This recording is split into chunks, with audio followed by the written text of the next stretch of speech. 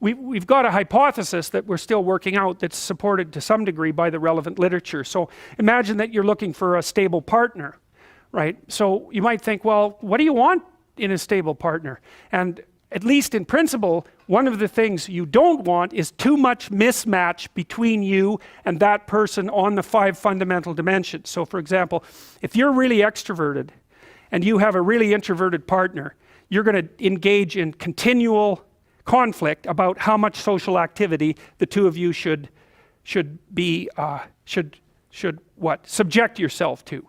And it's very, very difficult for people who widely differ on those dimensions to come to consensus, because it's not just a matter of opinion, right? It's really a matter of different, if you're looking at extremes, of really different types of people. And the thing about introverts is they just don't enjoy large-scale social interaction that much. One-on-one they're often fine, but in a group they don't like that, and it tires them out. Whereas a real extrovert, it's like you isolate them and they just wither on the vine, because a huge part of what actually motivates them in a positive way is tangled up with social interaction. And so if you're an agreeable person and you have a particularly disagreeable partner, you're also going to run into problems, because the agreeable person will say whatever you want whenever, and the disagreeable person will say, well, I'd like to know what the hell you want for a change, and be much more harsh and much more demanding in the situation. And the agreeable person is going to find the disagreeable person harsh and unpleasant, and the disagreeable person is going to find the agreeable person wishy-washy and unable to stand up for themselves. And again, that's actually one of the primary sources of tension between men and women, because women tend to be higher in agreeableness than men. It's about half a standard deviation, which is quite a large difference by psychological standards.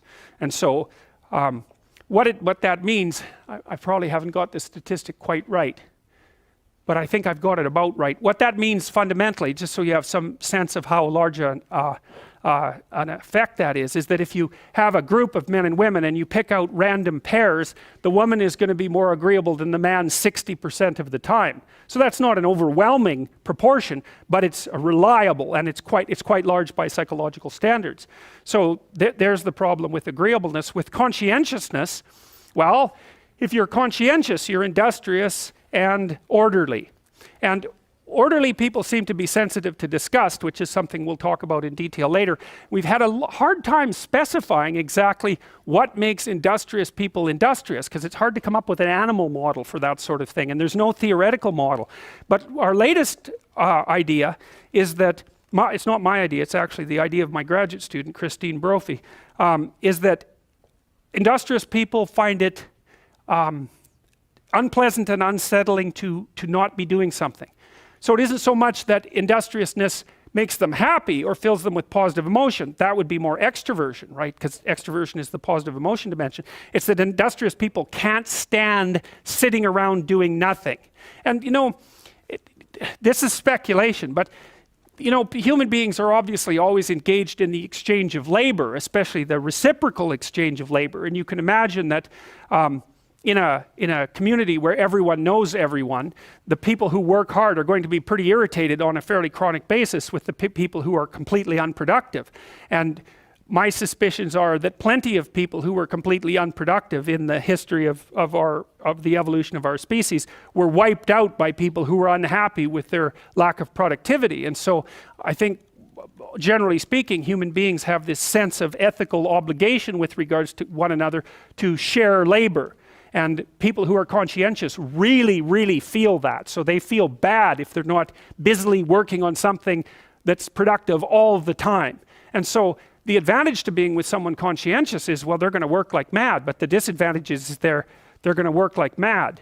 So, if you're looking for a partner that you want to relax with or have fun with, or who isn't uptight, then a conscientious person is probably not a very good choice. On the other hand, if you're a conscientious person and you're living with someone who's really unconscientious, that's good, because they might be able to help you relax, but you're not going to be happy with them because they don't work nearly as hard as you do. But even worse, on the orderly dimension, some of you have had roommates, and maybe you're more orderly than your roommate. What does it mean? It means you're annoyed by mess before they are. And you don't have to be annoyed by mess much before your less orderly roommate for you to be the one that's always running around picking things up. And so actually one of the things that's emerged from the psychometric analysis is that women are slightly more orderly than men. And I suspect that has something to do with the, what would you call it, inequitable distribution of housework. Because even if imagine that your proclivity is to be triggered by disorder 25 seconds before your partner's. Well, you're going to end up, it doesn't take much difference for you to be the one that's always concerned about the mess first. So anyways, and so if you're a really orderly person and you live with a disorderly person, well, good luck getting along with them.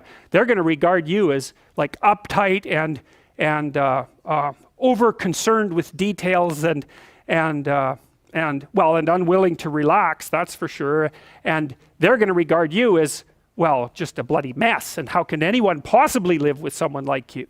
And so another reason why it's useful to understand your personality is because I think it gives you a better crack at finding someone that you can actually live with over the long run. And we don't know what the optimal, I don't think you want to live with someone who's exactly like you, because then both of you have the same strengths and weaknesses. And there's a bit of a problem there, right? Because maybe an agreeable person can use a bit of a disagreeable person around them to balance each other out, and vice versa, right? So we don't understand the optimal balance for long-term thriving in a relationship, but I think we do understand the fact that if you're too different in your traits, that where you're different is going to constitute a chronic source of conflict.